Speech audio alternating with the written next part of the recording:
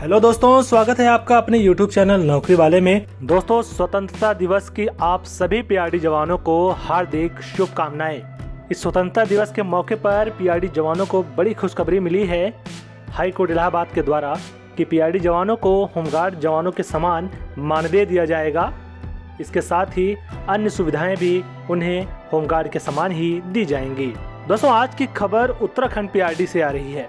दरअसल उत्तराखंड शासन के अपर सचिव जितेंद्र कुमार सोनकर ने निदेशक युवा कल्याण एवं प्रांतीय रक्षक दल उत्तराखंड देहरादून को एक लेटर भेजा है। लेटर में क्या लिखा है ये भी हम आपको विस्तार से बताएंगे।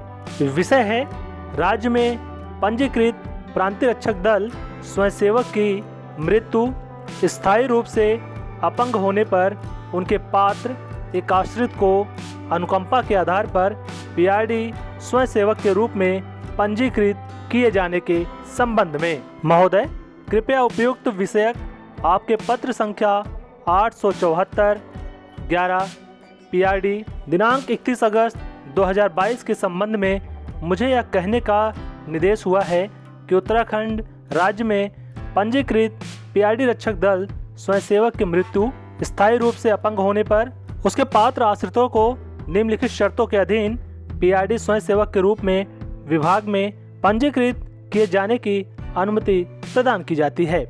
मृत पीआरडी स्वयंसेवक का तात्पर्य ऐसे पीआरडी स्वयंसेवक से है जिसकी मृत्यु सेवा में रहते हुए अर्थात प्रांतीय रक्षक दल में वैध रूप से पंजीकृत रहने की स्थिति में हो जाए। अस्थायी रूप से अपंग होने का तात्पर्य यह है कि पीआरडी स्वयंसेवक इस प्रकार से अपंग हो गया हो कि वह विभागीय ड्यूटी की प्रकृति के दृष्टिकोण अपनी सेवा देने में सक्षम न रह जाए। तीसरा पॉइंट यहाँ पर है, कुटुंब के निम्नलिखित सदस्य मृतक आश्रित के अंतर्गत पंजीकृत किए जाने हेतु पात्र होंगे।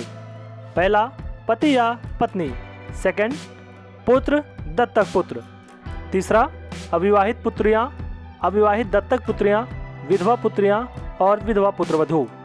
चौथा, यहाँ पर मृत पीआरडी स्वयंसेवक पर आश्रित अविवाहित भाई, अविवाहित बहन व विधवा माता यदि मृत पीआरडी स्वयंसेवक अविवाहित था। परंतु यदि मृत स्थायी रूप से अपंग पीआरडी स्वयंसेवक का उपरिलिखित संबंधियों में से किसी से संबंधित कोई व्यक्ति उपलब्ध नहीं है या वह शारीरिक, शैक्षिक व मानसिक रूप से अनुपयुक्त पाया जाता है और इस प्रकार पीआरडी संगठन में नियोजन के लिए अपात्र हो, केवल ऐसी स्थिति में शब्द कुटुंब के अंतर्गत मृत स्थायी रूप से अपंग पीआरडी स्वयंसेवक पर आश्रित पौत्र और अविवाहित पौत्रियां भी सम्मिलित होंगी। दोस्तों, यहाँ पर चौथा पॉइंट दिया गया है, पीआरडी स्वयंसेवक की सेवावधि में मृत स्थायी रूप से अपंग होने पर उसके पात्र आश्रित के चयन में वही प्रक्रिया मापदंड अपनाए जाएंगे जो पीआरडी स्वयंसेवक के पंजीकृत के समय अपनाए जाते हैं। पीआरडी स्वयंसेवकों के चयन से संबंधित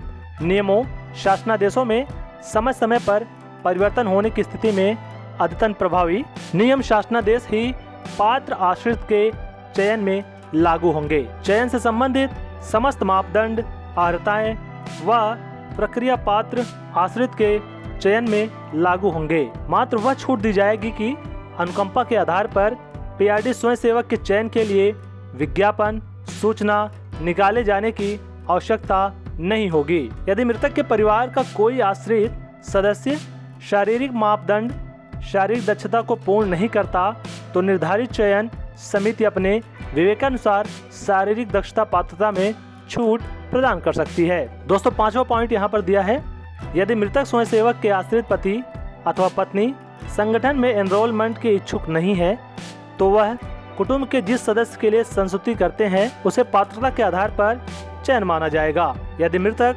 अस्थायी अपंग जवान के पति पत्नी की भी मृत्यु हो चुकी हो, उस दशा में मृतक अस्थायी अपंग पीआरडी स्वयंसेवक के आश्रित के रूप में एक से अधिक आश्रितों द्वारा दावा प्रस्तुत किया जाता है तो समिति द्वारा ऐसे सभी आवेदकों में से शारीरिक पात्रता, शारीरिक दक्षता को पूर्ण करने वाले तथा सर्वाधिक शैक्षिक योग्यता वाले, शैक्षिक योग्यता समान होने की स्थिति में उस पर स्तर पर सर्वाधिक प्राप्तांक प्रतिशत प्राप्त करने वाले आवेदक का चयन किया जाएगा। एक से अधिक आवेदकों का प्राप्तांक समान होने की दशा में सबसे अधिक उम्र वाले आवेदक का चयन किया जाएगा।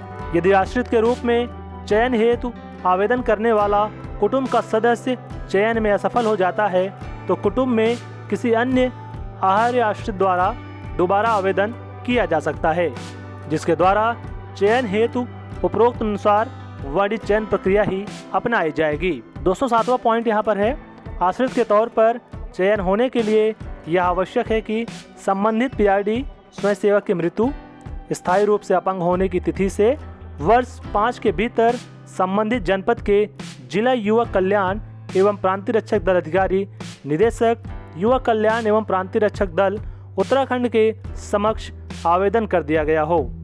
आश्रित के रूप में चयन हेतु निर्धारित चयन समिति द्वारा यथा प्रक्रिया कार्रवाई की जाएगी। अपरिहार्य परिस्थितियों में आवेदन करने की 5 वर्ष की अधिकतम समय सीमा में शिथिलीकरण शासन की अनुमति से किया जा सकता है। आश्रित के रूप में चयन हेतु विगत 5 वर्ष से घटित होने वाले प्रकरण प्राप्त होंगे। दोस्तों 9वां और लास्ट पॉइंट यहाँ पर दिया है, आश्रित प्रकरणों में चयन एवं पंजीकरण के फलस्वरूप प्रांतीय रक्षक दल संगठन में स्वयंसेवकों की कुल स्वीकृत निर्धारित संख्या में वृद्धि नहीं होगी तथा स्वीकृत निर्धारित संख्या के अंतर्गत ही पात्र आश्रित को प्रांतीय रक्षक दल में पंजीकृत किया जाएगा। उपरोक्त आदेश तत्कालिक प्रभाव से लागू माने जाएंगे। दोस्तों यह आदेश भेजा किसे गया है ये भी हम देख लेते हैं। यह आदेश भेजा गया है निजी सचिव माननीय मंत्री युवा कल्याण एवं प्रांतीय रक्षक दल विभाग उत्तराखंड शासन को एवं समस्त जिलाधिकारी उत्तराखंड को, इसके अलावा समस्त जिला युवा कल्याण अधिकारी उत्तराखंड, इसके अलावा गार्ड फाइल को। दोस्तों इस आदेश में कहा गया है कि उत्तराखंड के जो भी पीआरडी के जवान हैं, अगर वह दुर्भाग्यवश किसी दुर्घटना के शिकार होते हैं या उनकी मृत्यु हो जाती है या फिर वो स्थायी रूप से अपंग हो जाते हैं तो इस स्थिति में उनकी नौकरी उनके परिवार के किन सदस्यों को मिलेगी या मिलनी चाहिए उसके संबंध में यह पूरा आदेश था। आशा करते हैं यूपी सरकार भी पीआरडी जवानों के लिए ऐसा ही आदेश उत्तर प्रदेश में भी जल्द लागू करेगी। दोस्तों ये जानकारी पसंद आई हो तो वीडियो को लाइक करें, इस वीडियो को ज्यादा से ज्यादा शेयर करें। पीआरडी जवानों को सपोर्ट करने के लिए कमेंट में जय हिंद जरूर लिखें। आज के लिए फिलहाल इतना ही, फिर मिलेंगे पीआरडी जवानों से जुड़ी एक नई जानकारी लेकर। धन्यवाद।